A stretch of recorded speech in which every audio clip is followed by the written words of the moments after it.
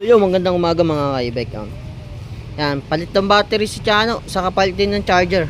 Tapos sabay change oil na rin. Change oil na rin ni Christian yan. Yan. Sabi ni Chano, sira na daw din po yung battery na ito eh. Swap oil po tayo dito mga ka-e-bike. Ito po yung e-bike niya. Ito, yan. Ito.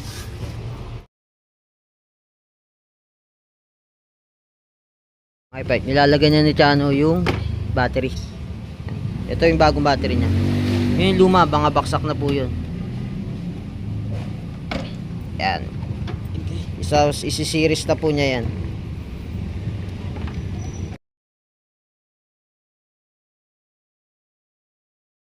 Yun mga ka-e-bike, ito. Lalagyan na ng langis ni Chan. Ayan. Sinasalin na niya ng langis. Dito tayo, nasa home service tayo.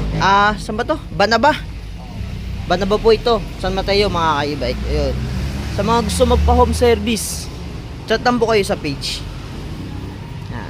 I-schedule po natin yan. Home service po natin yan. Kung di po naman po kayang dalhin yung e-bike sa shop. Sa walk-in repair naman po, pwede. Welcome na rin po. Welcome din po kayo dun mga ka-e-bike. Chat lang din po kayo sa page. Para kung sakali na pupunta kayo, hindi ko po paalis yung technician. Paabangan ko po kayo sa technician natin. Salamat po. Ayan po. Yan, tinetesting na po ni Chan yung charger. Yan.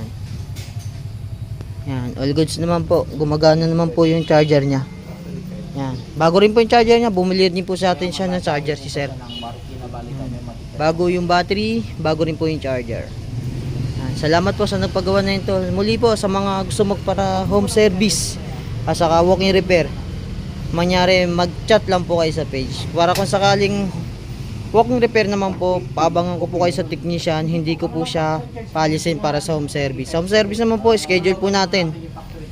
Kung kailan po kayo available, pwede po yun. Doon po kayo sa maluwag na oras niyo po. Para habang ginagawa yung e-bike, nandun po kayo mga ka-e-bike. Salamat po.